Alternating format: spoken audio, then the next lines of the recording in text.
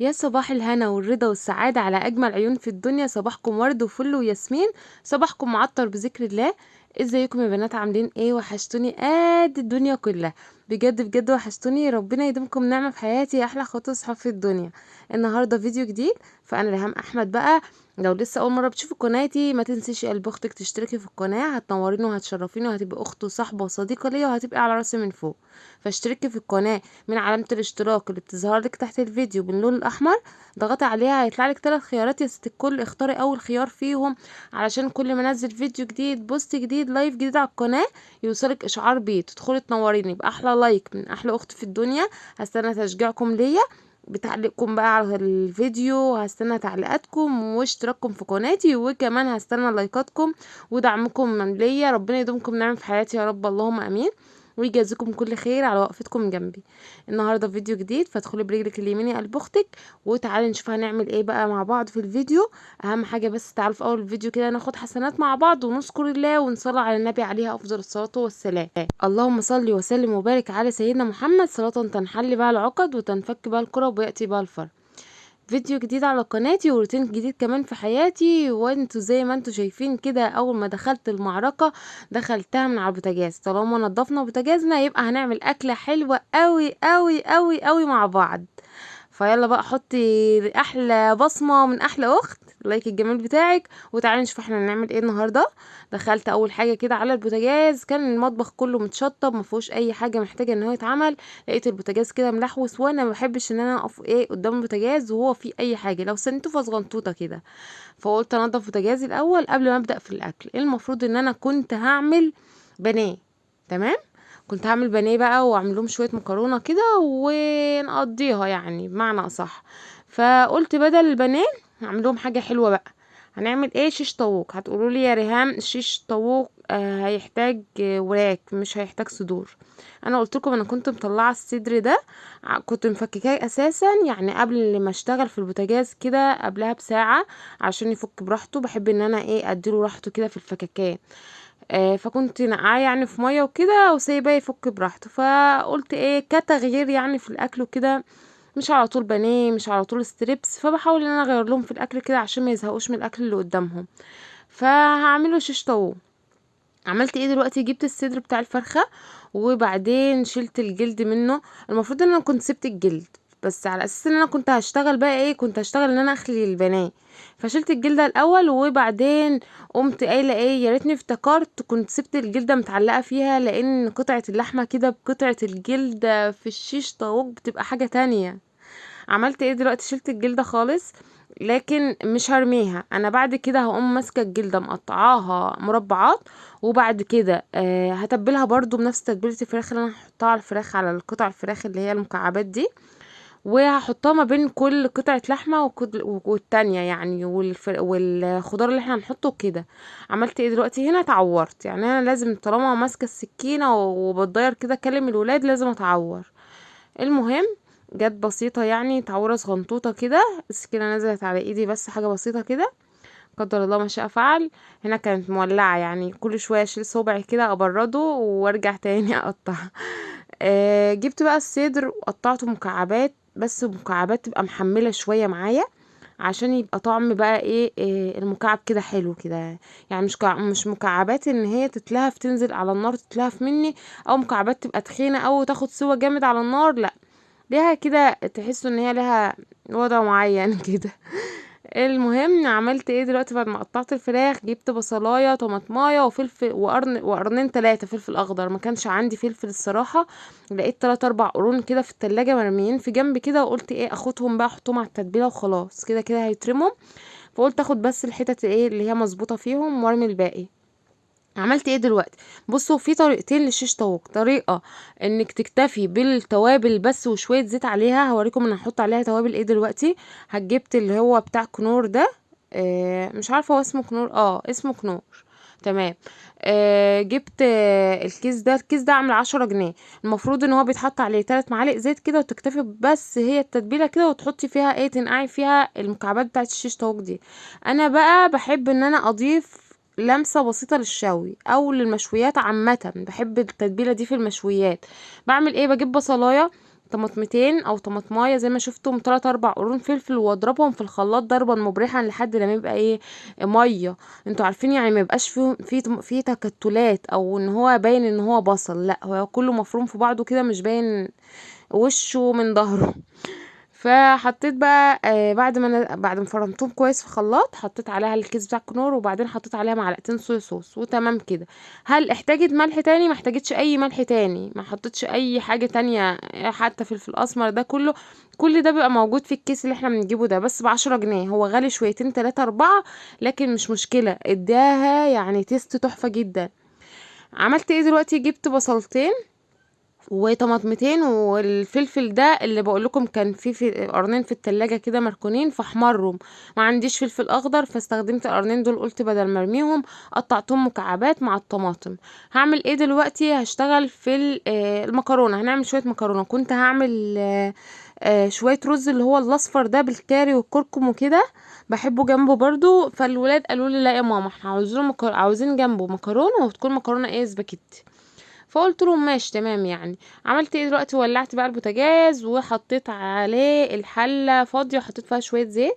وهنا علقت برضو على الميه بتاعه المكرونه شويه مكرونه شويه ميه كده. وغطيت الحله علشان تغلي.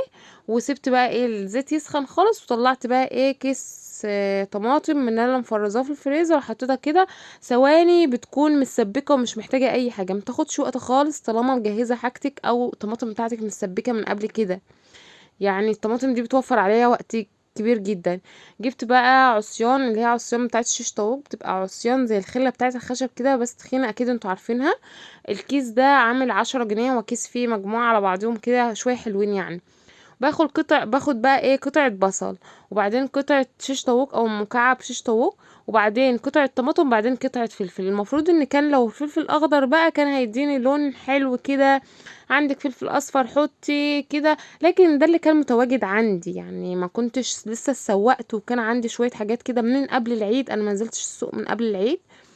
فقلت اقضي نفسي يعني بيهم وخلاص، بدل ما ابعت ريماس بقى تجيب من على الشارع، وكنا متاخرين اساسا، وممكن المحلات تكون اللي على الشارع قفلت اساسا.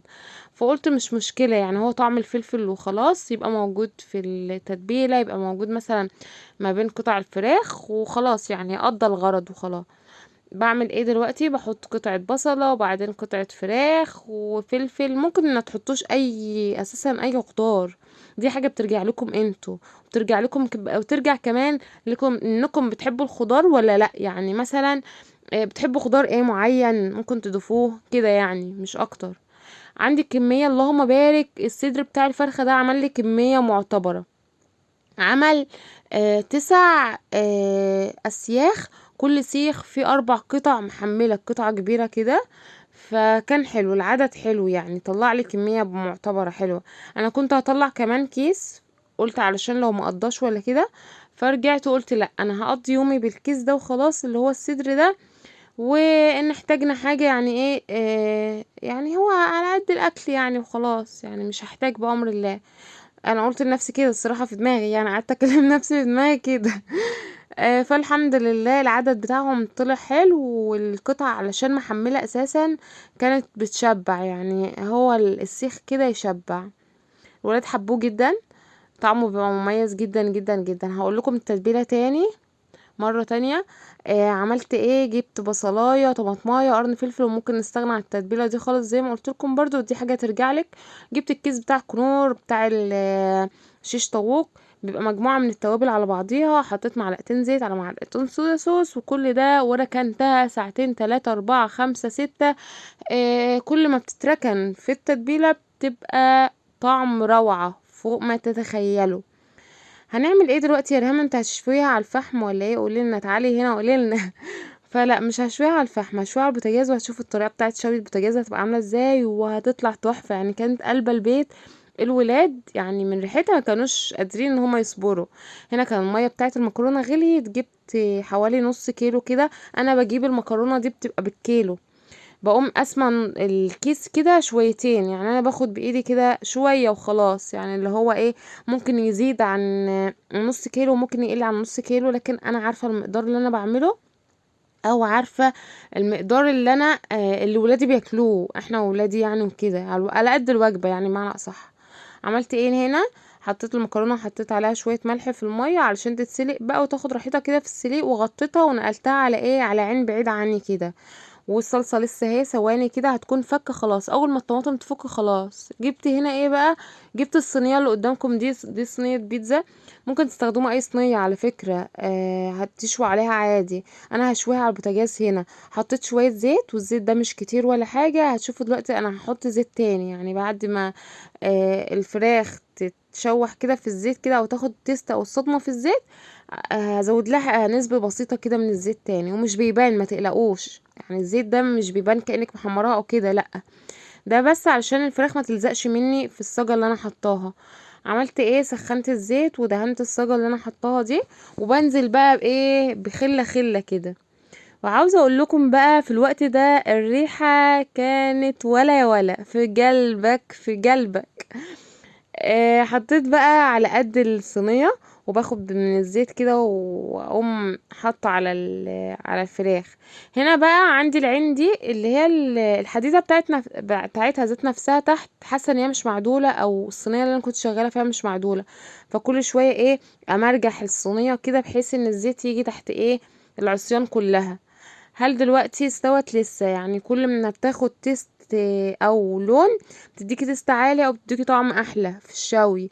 كده نفس الشوي اللي هو على الفحم، ما فيش اي اختلاف يعني. الاختلاف انك بتبقى عاملاها على الفحم، والاختلاف هنا انك بتعمليها على النار. كانت الصلصة خلاص فكت واتركنت. وهنا كانت المكرونة قلبتها تقلبتين كده وسبتها في المية، كانت لسه محتاجة شوية. وبشوف يعني ايه، بمسك خلة خلة واشوفها كده احمرت، اخدت سوا يعني معايا ولا لا. ممكن تغطوا الصينية دي لو لها غطا كده، تغطوها بتسرع معاكم السوا، بتسرع معاكم من ايه، تاخد لون. هتشوفوا دلوقتي اللون عامل ازاي، هوريها لكم. طب الصينية ريهام ما بتتحرقش منك، بصوا هي بتدي لون اللي هي اللون الاحمر اللي تحت ده من ايه بقى. علشان انا كل شويه اقوم واخده بالمعلقه الصوص اللي هي اساسا اللي انا كنت هوت، بصوا لسه بتكلم. الصوص اللي انا كنت نقعها فيها، واحط على الوش كده، فالصوص ده بينزل في الارض فبيتحروق، مش اكتر. بصوا الشكل ولا الريحه ولا الطعم، يعني في قلبك. هنا بقى كنت باخد حته بالطفص وانا واقفه كده، وباخد حته، الحتة اللي بتحمر بقوم قلبها على الناحية التانية عشان الناحية التانية تستوي. وبحاول بقدر الامكان اني الفف السيخ كله بعدلية بعض، وعلشان كله ياخد لون كده. شايفين الشكل عامل ازاي؟ وربنا حكاية يعني في حتة تانية. هنا انا كنت حطيت كده يعتبر السياخ كلها، يعني انا لمتهم على بعضيهم كده. بصوا الشكل عامل ازاي كده، كانت خلاص استوت واخدت اللون الجميل ده.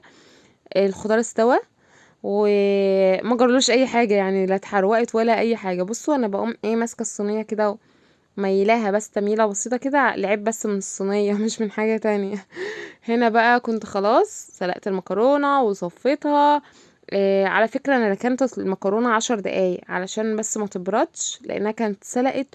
وكنت لسه حوالي 10 دقايق كده على بال ما اخلص الشيش او الفراخ بتاعتي. فقلت ايه، اركنها 10 دقايق يعني ايه من غير تقليب وكده.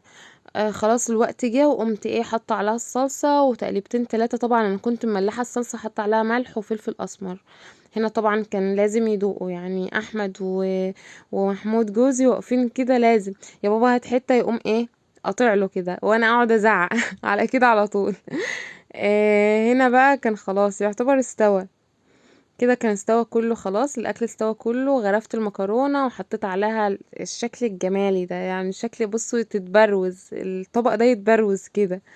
هو بكده نكون وصلنا لنهايه الفيديو. يا رب الفيديو يكون عجبكم، استفدتوا منه حاجه ولو بسيطه. لو الفيديو عجبكم بقى متبخلوش عليا، واحلى لايك واحلى تعليق واحلى اشتراك في القناه. تاكدوا انت هتبقي اختي وصاحبه وصديقه وكل حاجه. اشتركي في القناه من علامه الاشتراك، واستنوني في فيديو جديد. دمتم في رعايه الله.